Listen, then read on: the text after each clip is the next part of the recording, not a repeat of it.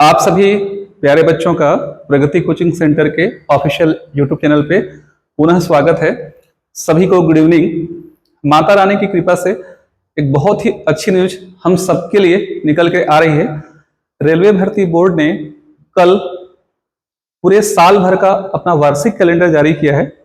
इस कैलेंडर के आधार पर भर्ती परीक्षाएं कब तक ऑर्गेनाइज होंगी, कौन कौन सी भर्ती परीक्षाएं रेलवे जारी करेगा, इन सब का डिटेल उसने एक कैलेंडर में जारी कर दिया है।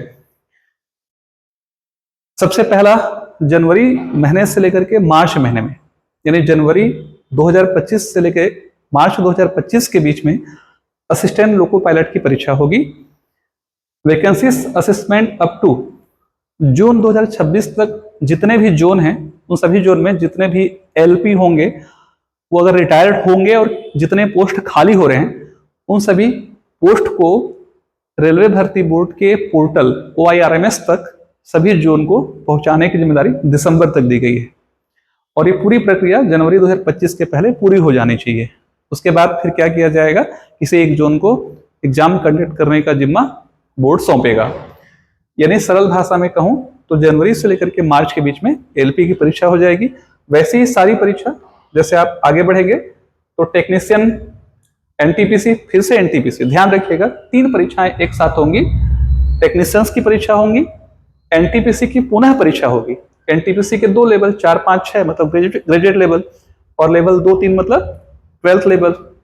यानी आज जो एनटीपीसी आज भरे हैं वही एनटीपीसी फिर से होगी अगले साल। कब होगी? अप्रैल से लेकर जून के बीच में होगी। उसके बाद फिर आपको जेई का भी पेपर आपको देखने को मिलेगा। उसके बाद जेई के बाद पैरामेडिकल कैटेगरी की परीक्षाएं होंगी, और सारी की सारी परीक्षाएं की प्रशासनिक प्रक्रियाएं जून 2025 तक पूरी हो जाएंगी और जुलाई से लेकर सितंबर तक ये परीक्षाएं हो जाएंगी। इसके बाद जैसे ही हम आगे जाएंगे तो आपको कुछ मिनिस्ट्रियल पोस्ट के अलावा जो सबसे इंपॉर्टेंट चीज है लेवल 1 यानी ग्रुप डी, जो एक लंबे समय से नहीं हुआ है, ग्रुप डी की परीक्षा भी होगी अक्टूबर से लेकर दिसंबर के बीच में। यह सरल भाषा में कहा जाए तो आप लोगों के लिए ये त्योहार है। कैसा त्योहार है? आरआरबी का त्योहार है। आरआरबी की परीक्षा नोटिफिकेशन से लेकर के सिलेक्शन तक की जो प्रक्रिया है लगभग 2.5 साल में पूरी होती है। अब देखिए बहुत लंबे समय के बाद वैकेंसीज निकली है, तो अगली वैकेंसी कब निकलेगी? मान के चलिए इस वैकेंसी को पूरा होने में अभी 2-2.5 साल लगेगा। तो ये जो गोल्डन चांस है, अभी वाला एनटीपीसी और अगले साल वाला एनटीपीसी, इस गोल्डन चांस के बाद आपके पास 5 साल का समय नहीं रहेगा। हर साल एक ग्रेजुएट बैच निकलता है और आप पे कंपटीशन को बढ़ा देता है।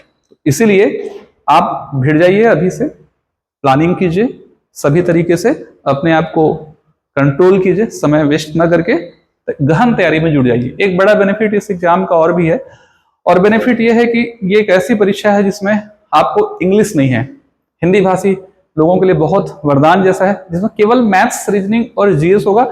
जीएस में भी बहुत अधिक ब्रॉड नहीं करना है, आप जो सिलेबस है उसको कंप्लीट कर लीजिए जो सिलेबस दिया है।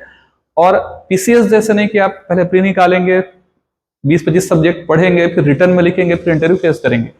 आपको जीएस पढ़ना तो जरूर है, लेकिन वैसा नहीं पढ़ना है जैसे पीसीएस वगैरह में, पीएससी मेंस वगैरह में हम पढ़ते हैं। यानी मेन सब्जेक्ट आपका मैथ्स और रीजनिंग का है। स्टेज 1 और स्टेज 2 के सिलेबस में कोई बहुत अंतर नहीं, नंबर ऑफ क्वेश्चंस का अंतर है। तो आप एक एग्जाम की तैयारी करेंगे तो सेकंड एग्जाम की तैयारी अपने आप होती जाएगी। बस आपको अपने प्रैक्टिस को कंटिन्यू रखना है। तो उम्मीद करता हूं कि स्टेट्स में बहुत सारी वैकेंसीज अभी नहीं है, एक वैकेंसी हमारे लिए आई है, तो हम जी जान लगा करके इस पर फोकस करें। सेंट्रल गवर्नमेंट की जो वैकेंसीज होती हैं उसमें सुविधाएं बहुत मिलती हैं, तनख्वाह अधिक रहता है और अन्य सुविधाएं बहुत ज्यादा है। तो इस वैकेंसी या इस चांस को आपको छोड़ना मेरे हिसाब से सही नहीं है। तो सभी को शुभकामनाएं इस वैकेंसी के लिए। सभी को नवरात्रि, सभी को हैप्पी दशहरा।